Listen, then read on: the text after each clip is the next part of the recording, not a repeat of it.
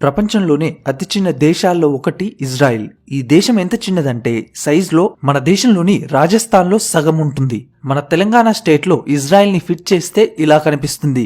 Israel జనాభా కేవలం 90 లక్షలు, అంటే దాదాపు మన హైదరాబాద్ జనాభా అంతా. అయినప్పటికీ ఇది ప్రపంచంలోనే అత్యంత శక్తివంతమైన దేశాల్లో ఒకటి. ఇది ఎంత శక్తివంతమైనదంటే దీని చుట్టూన్న 7 అరబ్ దేశాలు కలిసి ఒకేసారి దీని మీద యుద్ధం చేసినా ఇజ్రాయిల్ ని ఓడించలేకపోయాయి. టెక్నాలజీలో వీరికి పోటీ లేదు, వ్యవసాయంలో కూడా వీళ్ళని మించిన వాళ్ళు లేరు. తాగడానికి నీళ్లు లేవు గాని ఎడారిలో కూడా వీళ్ళు పంటలు పండిస్తున్నారు.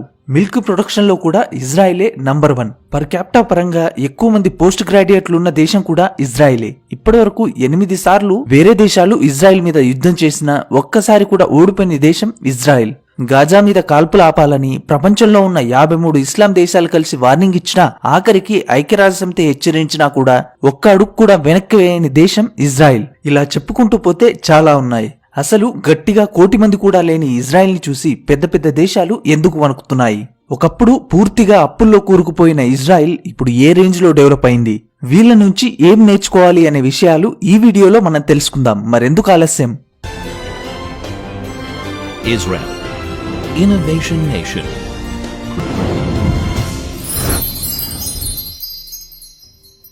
ఇజ్రాయిల్ పాత చరిత్రని కాసేపు పక్కన పెడితే 1948లో అంటే మనకు స్వాతంత్రం వచ్చిన 9 నెలల తర్వాత ఇజ్రాయిల్ ఏర్పడింది. ఇజ్రాయిల్ కి స్వాతంత్రం వచ్చి 24 గంటలు కాకముందే పక్కనే ఉన్న 9 అరబ్ దేశాలు ఇజ్రాయిల్ మీద యుద్ధాన్ని స్టార్ట్ చేశాయి. అప్పుడు ఇజ్రాయిల్ జనాభా 5 లక్షలు, శత్రు దేశాల జనాభా 6 కోట్లు. ఇజ్రాయిల్ కన్నా 120 రెట్లు ఎక్కువ. ఆ యుద్ధంలో ఏ దేశం కూడా ఇజ్రాయిల్ కి సపోర్ట్ చేయలేదు, ఆఖరికి మనం కూడా. ఇజ్రాయిల్ ఒంటరిగా పోరాడింది, గెలిచింది. అరబ్ దేశాలు ఓడిపోయాయి. ఆ తర్వాత 7 సార్లు ఇజ్రాయిల్ మీద యుద్ధాలు జరిగాయి. యుద్ధం జరిగిన ప్రతిసారి ఇజ్రాయిలే గెలిచింది. ఇప్పటి వరకు ఒక్కసారి కూడా ఇది ఓడిపోలేదు. 1989 నుంచి ఒక్క పాలస్తీనా వాళ్ళు మాత్రమే 170 సార్లు ఇజ్రాయిల్ మీద దాడులు చేశారు. ఎప్పుడు ఎవడెటాక్ చేస్తాడో తెలీదు. చుట్టూ శత్రువులే. ప్రతి 10 సంవత్సరాలకోసారి ఖచ్చితంగా యుద్ధం చేయాల్సిన పరిస్థితి. ఇలాంటి పరిస్థితులున్న ఒక దేశం మహా అయితే ఏం డెవలప్ అవుతుంది కదా? ఈ వీడియోని పూర్తిగా చూడండి. ఇజ్రాయిల్ అంటే ఏంటో, ఇజ్రాయిల్ ఏ రేంజ్ లో డెవలప్ అయిందో మీకే తెలుస్తుంది. సైన్స్ అండ్ ఎడ్యుకేషన్ గురించి మాట్లాడే ముందు ఇజ్రాయిల్లో 99% అందరూ చదువుకున్న వాళ్లే. వీళ్ళ చదువులు మనలాగా బట్టి చదువులు కాదు. 1960 నుంచి ఇప్పటి వరకు ఇజ్రాయిల్ కి చెందిన 13 మందికి నోబెల్ ప్రైజ్ వచ్చింది. 120 కోట్ల జనాభా ఉన్న మన దేశం 1930 తర్వాత ఇప్పటి వరకు సైన్స్ లో ఒక్క నోబెల్ ప్రైజ్ కూడా పొందలేకపోయింది. కానీ 2004 నుంచి ఇప్పటి వరకు ఒక్క సైన్స్ లోనే ఇజ్రాయిల్ కు 6 నోబెల్ ప్రైజులు వచ్చాయి. అన్ని అరబ్ దేశాలు కలిసి సంపాదించిన నోబెల్ ప్రైజ్ల కన్నా ఈ చిన్న దేశం ఇజ్రాయిల్ సంపాదించిన నోబెల్ ప్రైజ్లే ఎక్కువ. అంతేకాదు వరల్డ్ లోని టాప్ 100 యూనివర్సిటీస్ లో ఇజ్రాయిల్ కి చెందిన 3 యూనివర్సిటీస్ ఉన్నాయి. ఇజ్రాయిల్ కన్నా 150 రెట్లు పెద్దదైన మన దేశం నుంచి ఒక్క యూనివర్సిటీ కూడా టాప్ 100 లో లేదు. అంతేకాదు సొంతంగా ఉపగ్రహాల్ని తయారు చేసి స్పేస్ లోకి పంపే టెక్నాలజీ ఈ ప్రపంచంలో కేవలం 10 దేశాలకు మాత్రమే ఉంది. అందులో ఇజ్రాయిల్ ఒకటి. 1988 నుంచి ఇప్పటి వరకు ఇజ్రాయిల్ 13 ఉపగ్రహాల్ని స్పేస్ లోకి పంపించింది. ఆఖరికి మనం కూడా రీసాట్ 2 అనే స్పై శాటిలైట్ ని ఇజ్రాయిల్ నుంచే కొనుక్కుని స్పేస్ లోకి పంపించాం. దీన్నే ఇప్పుడు శత్రు దేశాల మీద నిఘా ఉంచడానికి యూజ్ చేస్తున్నాం. స్కూల్ పిల్లలు తయారు చేసిన శాటిలైట్ ని స్పేస్ లోకి లాంచ్ చేసిన ఫస్ట్ కంట్రీ కూడా ఇజ్రాయిలే. అమెరికాలో ప్రతి 10,000 మందికి 85 మంది సైంటిస్టులు, ఇంజనీర్లుంటే జపాన్ లో ప్రతి 10,000 మందికి 83 మంది సైంటిస్టులు, ఇంజనీర్లున్నారు. అదే ఇజ్రాయిల్లో ప్రతి 10,000 మందికి 140 మంది సైంటిస్టులు, ఇంజనీర్లున్నారు.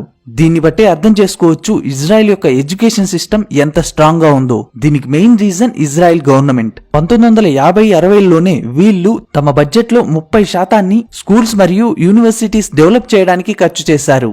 Next Israel agriculture. ఇజ్రాయిల్లో ఉన్న 66% ల్యాండ్ అంతా ఎడారి. ఇక్కడ వర్షాలు కూడా చాలా తక్కువ. తాగడానికి కూడా వీళ్ళ దగ్గర నీళ్లు లేక పక్కనే ఉన్న సముద్రం నుంచి పైప్లేసి తీసుకొచ్చిన సాల్ట్ వాటర్ నుంచి సాల్ట్ ని తీసేసి యూజ్ చేస్తున్నారు. తాగడానికే నీళ్లు లేవు, వీళ్ళు వ్యవసాయం ఏం చేస్తారు అని అనుకోకండి. ఇజ్రాయిల్లోని ఇండ్లలో వాడే 60% వాటర్, ఇండస్ట్రీస్ లో వాడే 85% వాటర్ ఇలా సముద్రం నీటి నుంచి డిసాలినేషన్ ద్వారా తయారు చేసిందే. వాడిన మురికి నీటిని 20% రీసైకిల్ చేయడమే చాలా కష్టం. అలాంటిది ఇజ్రాయిల్ 97% డ్రైనేజ్ వాటర్ ని ప్యూరిఫై చేసి అదే వాటర్ తో వాళ్ళ దేశంలోని సగం వ్యవసాయానికి నీళ్లందిస్తుంది. అంటే స్నానాలు చేసి ప్లేట్లు కడిగిన నీళ్లతోనే వీళ్ళు పంటలు పండిస్తున్నారన్నమాట. ఇజ్రాయెల్ వ్యవసాయానికి యూజ్ చేస్తున్న నీళ్లలో 55% నీళ్లు ఇలా డ్రైనేజ్ వాటర్ నుంచి ఫిల్టర్ అయి వచ్చినవే. మనమేమో డ్రైనేజ్ వాటర్ ని గలీజ్ నీళ్లని నదుల్లోకి వదిలేసి ఉన్న నదుల్ని కూడా గలీజ్ చేస్తున్నాం. వీళ్ళేమో అదే గలీజ్ నీళ్లని ప్యూరిఫై చేసి అద్భుతమైన పంటల్ని పండిస్తున్నారు. మరో మెయిన్ విషయం ఏంటంటే వీళ్ళకి కావాల్సిన 90% ఆహార పదార్థాల్ని వీళ్ళే సొంతగా పండించుకుంటున్నారు. వీళ్ళు పండించే దాంట్లో 45% కూరగాయలు, పండ్లే. అంతేకాదు యుఎస్, యూకే లాంటి డెవలప్డ్ కంట్రీస్ లో కూడా 30% వాటర్ లీకేజీల వల్ల వేస్ట్ అవుతుంది. కానీ ఇజ్రాయిల్లో 7% వాటర్ మాత్రమే లీకేజీల వల్ల వేస్ట్ అవుతుంది. నీటిని ఎంత బాగా వాడుకోవాలో ఇజ్రాయెల్ కి తెలిసినంతగా వేరే ఏ దేశానికి తెలియదు. అందుకే నీటిని రీసైక్లింగ్ చేసే దేశాల్లో ఇజ్రాయెలే ప్రపంచంలో నంబర్ 1. డ్రిప్ ఇరిగేషన్ సిస్టమ్ ని కనిపెట్టింది కూడా వీళ్లే. ఈ సిస్టమ్ ద్వారా వీళ్లు 70% తక్కువ వాటర్ తో పంటల్ని పండిస్తున్నారు. లాస్ట్ 40 సంవత్సరాల్లో నీటి వినియోగంలో ఎలాంటి మార్పు లేకుండా జీడీపీలో 300% డెవలప్ అయిన ఒకే ఒక్క దేశం ఇజ్రాయెల్. ఒక్కసారి ఈ గ్రాఫ్ ని చూస్తే మీకే క్లియర్ గా అర్థమవుతుంది. ఇజ్రాయెల్ వ్యవసాయం కోసం 1986లో ఎంత నీటినైతే యూజ్ చేసేదో ఇప్పుడు అంతే నీటిని యూజ్ చేస్తుంది. కానీ దిగుబడి మాత్రం 40% పెరిగింది. అంతేకాదు ప్రపంచంలోని అత్యధిక పాల దిగుబడి ఇచ్చే ఆవులు ఇజ్రాయెల్లోనే ఉన్నాయి. ఒక ఇజ్రాయెల్ ఆవు సంవత్సరానికి యావరేజ్ గా 12,000 కేజీల మిల్క్ ని ప్రొడ్యూస్ చేస్తుంది. ఇది ఆస్ట్రేలియా లాంటి డెవలప్డ్ దేశాల కన్నా డబుల్. ప్రపంచవ్యాప్తంగా హెక్టార్కి యావరేజ్ గా 50 టన్నుల టమాటా పండుతుంది. కానీ ఇజ్రాయెల్ గ్రీన్ హౌస్ లో హెక్టార్కి 300 టన్నుల టమాటాని పండిస్తుంది. ఒక చిన్న దేశం, ఉన్నదంతా ఎడారే, తాగడానికి కూడా నీళ్లు లేవు. ఇలాంటి పరిస్థితుల్లో కూడా ఇజ్రాయెల్ ప్రపంచానికి వ్యవసాయం అంటే ఎలా చేయాలో చూపిస్తుంది. Next Israel defence sector. చుట్టూ ఇంతమంది శత్రువులున్నా ఇజ్రాయెల్ ని టచ్ చేయాలంటే భయపడతారు. దానికి కారణం ఇజ్రాయెల్ ఆర్మీ. ఇజ్రాయెల్ ప్రపంచంలోనే 100వ అతి చిన్న దేశం. కానీ వీళ్ళ ఎయిర్ ఫోర్స్ ప్రపంచంలోనే 9వ శక్తివంతమైనది. ప్రపంచంలోనే వేగంగా నిర్ణయాలు తీసుకోగల ఆర్మీ ఇజ్రాయెల్ ఆర్మీ. దేశం మొత్తం కవర్ చేయగలిగే యాంటీ బాలిస్టిక్స్ డిఫెన్స్ సిస్టమ్ ఉన్న ఒకే ఒక్క దేశం ఇజ్రాయెల్ మాత్రమే. అంటే ఎవరైనా ఇజ్రాయెల్ మీద రాకెట్ ని వదిలితే ఈ యాంటీ బాలిస్టిక్ డిఫెన్స్ సిస్టమ్ ఆ రాకెట్ ని గాల్లోనే పేల్చేస్తుంది. వీళ్ళు తయారు చేసిన ఐరన్ డోమ్ ప్రపంచానికి ఇజ్రాయెల్ సత్తా ఏంటో చూపించింది. వీళ్ళకి కావలసిన ఆయుధాలు తయారు చేసుకోవడమే కాకుండా తయారు చేసిన దాంట్లో 80% ఆయుధాలని వేరే దేశాలకు అమ్ముతున్నారు. ఒక్క 2020లోనే ఇజ్రాయెల్ 59,000 కోట్ల విలువైన ఆయుధాలని వేరే దేశాలకు అమ్మింది. 130 కోట్ల జనాభా ఉన్న మనం ఆయుధాలని ఎక్స్పోర్ట్ చేసే దేశాల లిస్టులో 23వ ప్లేస్ లో ఉంటే కేవలం 90 లక్షల జనాభా ఉన్న ఇజ్రాయెల్ ఈ లిస్టులో 8వ ప్లేస్ లో ఉంది. ప్రస్తుతం ఇజ్రాయెల్ 16 దేశాలకి ఆయుధాలను ఎక్స్పోర్ట్ చేస్తుంది. ఇజ్రాయెల్ నుంచి ఆయుధాలను కొనుక్కుంటున్న దేశాల్లో మనమే టాప్. మనం ఇప్పటివరకు కొన్న ఆయుధాల్లో 30% ఆయుధాలు ఇజ్రాయెల్ నుంచి కొన్నవే. వాళ్ళు అమ్మడంలో టాప్ లో ఉంటే మనం కొనడంలో టాప్ లో ఉన్నాం. ఒక్క మనకే కాదు, ఇజ్రాయెల్ యుఎస్ లాంటి డెవలప్డ్ కంట్రీస్ కి కూడా 10% ఆయుధాలని ఎక్స్పోర్ట్ చేస్తుంది. ఆయుధాల్లోనే కాదు డ్రోన్స్ ని తయారు చేయడంలో కూడా ఇజ్రాయెలే నంబర్ 1. 1985 నుంచి 2014 వరకు మార్కెట్ లో అమ్ముడైన డ్రోన్స్ లో 60% డ్రోన్స్ ని ఇజ్రాయెలే తయారు చేసింది. రీసెంట్ గా మనం కూడా వీళ్ళ దగ్గర నుంచే డ్రోన్స్ ని కొనుక్కున్నాం. 90 లక్షల జనాభా ఉన్న ఈ దేశంలో 35 లక్షల మంది ఆర్మీలో పనిచేస్తున్నారు. ఇజ్రాయెల్లో పుట్టిన అమ్మాయైనా అబ్బాయైనా 18 సంవత్సరాలు దాటిన తర్వాత తప్పకుండా ఆర్మీలో పనిచేయాలి. మగవాళ్ళైతే 3 సంవత్సరాలు, ఆడవాళ్ళైతే 2 సంవత్సరాలు. అది సినిమా హీరో కొడుకైనా, కోటీశ్వరుడు కొడుకైనా, ఆఖరికి PM కొడుకైనా సరే ఆర్మీలో ఖచ్చితంగా పనిచేయాల్సిందే. అందుకే వీళ్ళ దేశంలో ప్రధానమంత్రులు కూడా ఒకప్పుడు సైనికులే. ఈ రూల్ వల్ల ఇజ్రాయెల్లో ఉన్న ప్రతి ఒక్కరికి 18 సంవత్సరాల వయసులోనే ఒక ప్రాబ్లం ని ఎలా హ్యాండిల్ చేయాలో తెలుస్తుంది. దేశం అంటే ఏంటో తెలుస్తుంది. ఇంట్రెస్టింగ్ విషయం ఏంటంటే ఇజ్రాయెల్లో ఉన్న ప్రతి ఒక్కరికి గన్నుని ఎలా వాడాలో తెలుసు. అవసరమైతే ఆ దేశంలోని ప్రతి ఒక్కడు సైనికుడిగా మారగలడు. Next Israel startups. Israel startups కి ఒక స్వర్గం లాంటిది. ఒక పక్క ఇంతమంది శత్రువులున్న ఈ చిన్న దేశం నుంచి వచ్చే స్టార్టప్స్ ప్రపంచాన్ని ఏలుతున్నాయి. వరల్డ్ లో ఫస్ట్ మొబైల్ మోటరోలా తయారైంది ఇజ్రాయెల్లోనే. వాయిస్ మెయిల్ టెక్నాలజీని డెవలప్ చేసింది ఇజ్రాయెలే. మొట్టమొదటి కంప్యూటర్ వైరస్ ని తయారు చేసింది వీళ్ళే. వీళ్ళు తయారు చేసిన మొబైల్ ఐ అనే కంపెనీని 2017లో ఇంటెల్ కొనుక్కుంది. వీళ్ళు తయారు చేసిన వేజ్ అనే గూగుల్ మ్యాప్స్ లాంటి కంపెనీని 2013లో గూగుల్ కొనుక్కుంది. ఇవే కాదు Waze, Wix, SodaStream, Fiverr లాంటి స్టార్టప్స్ అన్నిటికీ పుట్టినిల్లు ఇజ్రాయెల్. అంతేకాదు IBM, మైక్రోసాఫ్ట్, గూగుల్, యాపిల్ లాంటి ప్రపంచంలోని టాప్ కంపెనీల్లో 50% కంపెనీలు తమ R&D సెంటర్స్ ని ఇజ్రాయెల్లో స్టార్ట్ చేశాయి. గ్లోబల్ స్టార్టప్ ఎకోసిస్టమ్ ఇండెక్స్ లో US, UK తర్వాత ఇజ్రాయెల్ 3వ ప్లేస్ లో ఉంది. మనం 20వ ప్లేస్ లో ఉన్నాం. ఇజ్రాయెల్ డెవలప్ అవడానికి మరో మెయిన్ రీజన్ ముసాద్. మనకు రా ఎలాగో ఇజ్రాయెల్ కి మూసాద్ అలాగా. మూసాద్ అంటే మరణం అని అర్థం. ఇజ్రాయెల్ కి మోసం చేయాలనుకున్న ఎవ్వరిని ఈ మూసాద్ వదిలిపెట్టదు. ప్రపంచంలోని టాప్ 5 గూఢచార సంస్థల్లో మూసాద్ ఒకటి. ఇజ్రాయెల్ కి ద్రోహం చేసిన వాళ్ళు ఎవరైనా సరే, వాళ్ళు ఏ దేశంలో దాక్కున్నా సరే, ఈ మూసాద్ వాళ్ళని వెతికి మరీ చంపుతుంది. వీళ్ళు చేసిన ఒక్కో ఆపరేషన్ ముందు జేమ్స్ బాండ్ సినిమాలు కూడా పనికిరావు. 1960లో వేలాది మంది యూదుల చావుకు కారణమైన అడాల్ఫ్ హిచ్మెన్ అనే వ్యక్తి అర్జెంటీనాలో దాక్కుంటే మూసాద్ అతన్ని వెతికి పట్టుకుని తిరిగి ఇజ్రాయెల్ కి తీసుకొచ్చి చంపేసింది. 1972లో 11 మంది ఇజ్రాయెల్ ఒలింపిక్ ప్లేయర్స్ ని పాలస్తీనా ఉగ్రవాదులు చంపేస్తే అందుకు కారణమైన ప్రతి ఒక్కరిని వెతికి చంపింది మూసాద్.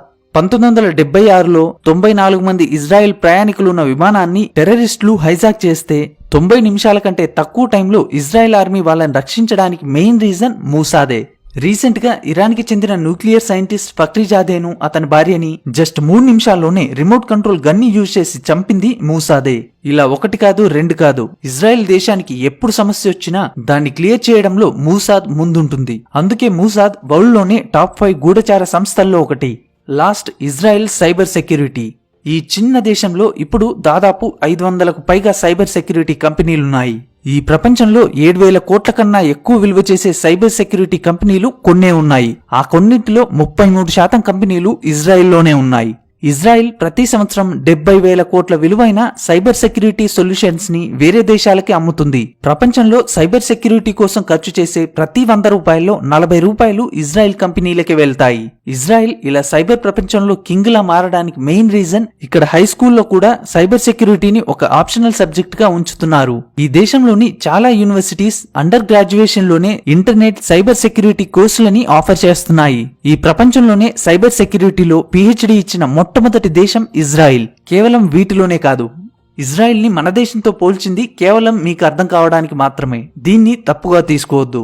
ఒక చిన్న దేశం, మనకన్నా 150 రెట్లు చిన్న దేశం, మన హైదరాబాద్ అంత జనాభా కూడా లేని దేశం, చుట్టూ శత్రువులే, ప్రతి 10 సంవత్సరాలకోసారి ఏదో ఒక యుద్ధం చేయాల్సిన పరిస్థితి. అయినా వీళ్ళు ఏ రోజు భయపడలేదు. అప్పుడు ఇప్పుడు ఎప్పుడు వీళ్ళు ఓటమిని ఒప్పుకోలేదు. ఎడారిలో కూడా వ్యవసాయం ఎలా చేయాలో వీళ్ళు ప్రపంచానికి నేర్పిస్తున్నారు. డెవలప్ అయిన దేశాలకు కూడా టెక్నాలజీ అంటే ఏంటో చూపిస్తున్నారు. బ్యాడ్ లక్ ఏంటంటే ఇప్పటికీ 24 దేశాలు ఇజ్రాయెల్ ని ఒక దేశంగా ఒప్పుకోవట్లేదు. మొదట్లో మనం కూడా ఒప్పుకోలేదు. 1947లో ఇజ్రాయెల్ దేశానికి వ్యతిరేకంగా UN లో ఓట్ చేసిన వాళ్ళలో మనం కూడా ఉన్నాం. పోనీ ఇజ్రాయెల్ ఒక దేశమైన తర్వాత అయినా మనం దాన్ని గుర్తించామా అంటే అదీ లేదు. ఇజ్రాయెల్ ని ఒక స్వతంత్ర దేశంగా గుర్తించడానికి మనకు 2.5 ఏళ్ల టైం పట్టింది.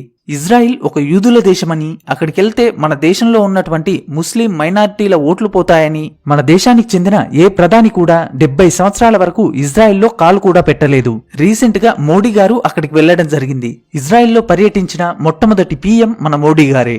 ఇజ్రాయెల్ వేరే దేశాలకు ఏం చేసింది అనే దాన్ని పక్కన పెడితే మనకు మాత్రం చాలా హెల్ప్ చేసింది. 1962 చైనా వార్ టైంలో చైనా గురించి మనకు కీలకమైన ఇన్ఫర్మేషన్ ని ఇచ్చింది ఇజ్రాయెలే. 1971, 1999 వార్ టైంలో మనకు అవసరమైన ఆయుధాల్ని వెంటనే సప్లై చేసిన దేశం ఇజ్రాయెల్. నా వరకు మన దేశానికి ఎవరైనా మంచి ఫ్రెండ్ ఉన్నారంటే అది ఇజ్రాయెలే. ఇప్పుడు ఈ 2 దేశాల మధ్య ఉన్న ఫ్రెండ్షిప్ ఎప్పటికీ ఇలాగే ఉండాలని కోరుకుంటూ మీ ఫ్యాక్ట్స్ ఫర్ యూ. ఈ వీడియో ద్వారా మీరు ఇజ్రాయెల్ కి సంబంధించిన కొన్ని ఇంట్రెస్టింగ్ విషయాలను తెలుసుకున్నారని ఆశిస్తున్నాను. ఈ వీడియో కనుక మీకు నచ్చినట్టయితే లైక్ చేయండి, షేర్ చేయండి, కామెంట్ చేయడం మాత్రం మర్చిపోకండి. అలాగే మన ఛానల్ కి ఒక ఇన్స్టాగ్రామ్ పేజ్ ఉంది. ఆ పేజీకి సంబంధించిన లింక్ వీడియో కింద డిస్క్రిప్షన్ లో ఇవ్వడం జరిగింది. ఇంట్రెస్ట్ ఉన్న వాళ్ళు వెళ్లి ఫాలో అవ్వండి.